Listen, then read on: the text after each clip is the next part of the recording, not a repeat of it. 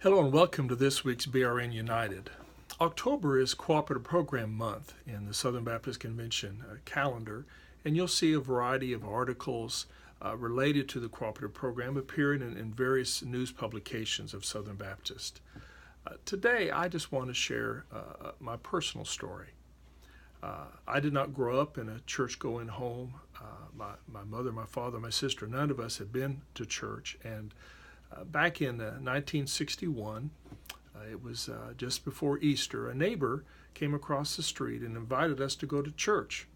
So my mother and sister and I went for the first time in my life to a church that happened to be a Southern Baptist church in San Diego, California.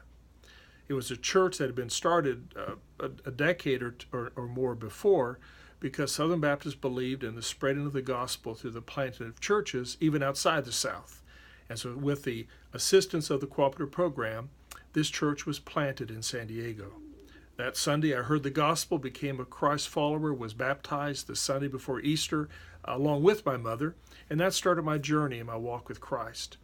That church planted a church in my neighborhood in San Diego, and so at the ripe old age of being a teenager at this point, I attended my first vacation Bible school and sensed a call to ministry and to missions.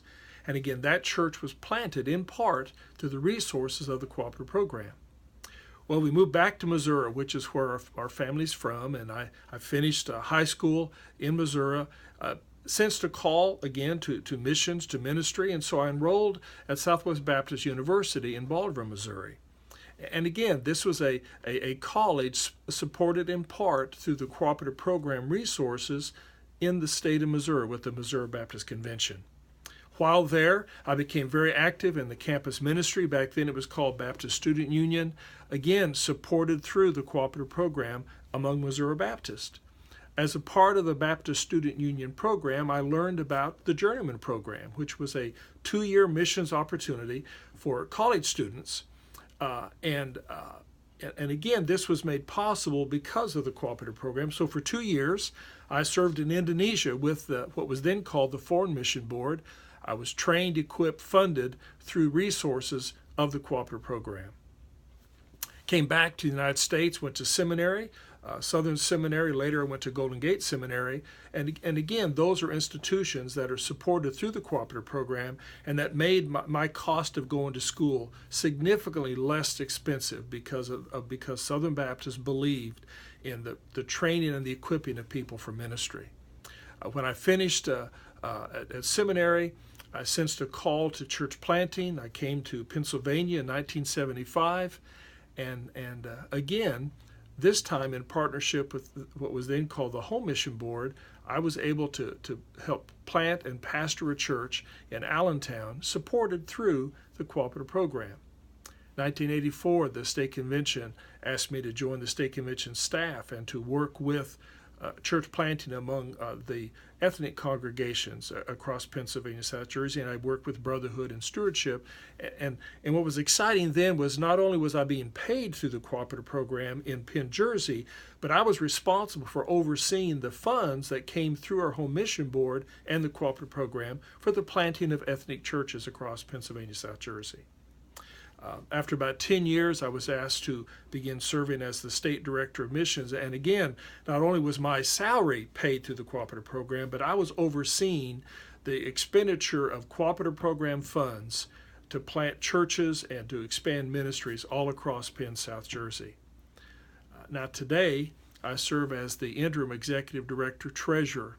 And every day, every month, I'm responsible for overseeing the use of mission dollars that are given from our churches through the Cooperative Program for doing kingdom work here in Penn, South Jersey. So when people ask, why do I support the Cooperative Program, I can say that throughout the trajectory of my life, from the time that I heard the gospel to my ministry today, one of the threads that has made that possible has been the Cooperative Program. That Baptists all across the United States who believed in missions and ministry, providing education, gave that I might experience the opportunities I've had in ministry. So I'm glad to encourage you to give generously through the Cooperative Program, because I am a poster child, if you will, of what that does. Thank you for your support way back then, even before I was a Christian. Thank you for your ongoing support, because I've seen in a real tangible way the ministries that take place because Southern Baptists give generously.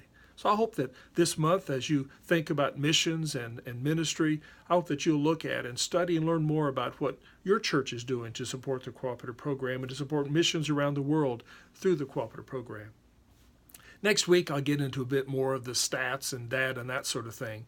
But I wanted to start this week by just telling my personal story and to say thank you. It's because of your giving through the Cooperative Program that a church was planted in San Diego, California, and I heard the gospel. And that church planted a church where I received a call to missions and to ministry. And that has been the trajectory of my life, and it was all done by the grace of God and through the generosity of Southern Baptist. Thank you. Thank you, Southern Baptist.